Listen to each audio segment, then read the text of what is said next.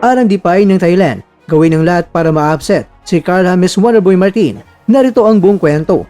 Samantala, Arandipain, handang-handa na kay Carl James Martin para sa Thrilla in Manila. Sa isang panayam sa Thailand na inilabas ng local na sports media, ipinahayag ng Thai boxer na si Arandipain ang kanyang matinding paghanda para sa nalalapit na laban kontra yan sa pambato ng Pilipinas na si Carl James Martin. At ayon kay Dipain, matagal na niyang pinag-aaralan ang estilo ni Martin at nakatuon siya ngayon sa stamina upang mapantayan ang bilis at lakas ng batang boksingerong Pinoy. Dagdag pa niya, malaking hamon ang darating na laban, lalo't-lalo na bahagi ito ng prestiyosong The Thrilla in Manila anniversary event.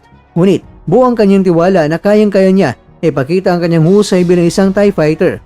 Binanggit din ni Dipain, ito ay hindi lamang laban para sa kanyang pangalan, kundi laban din para sa karangalan ng kanyang bansa. Ang balitang ito mga kwento ay galing sa isang Thai sports media interview.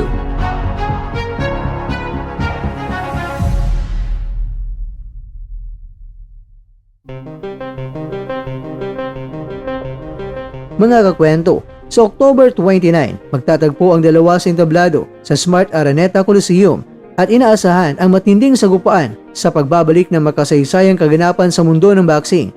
Mananatili kayang undefeated ang Pinoy prospect o mangyayari ang upset na kahit sino ay walang nag-i-expect.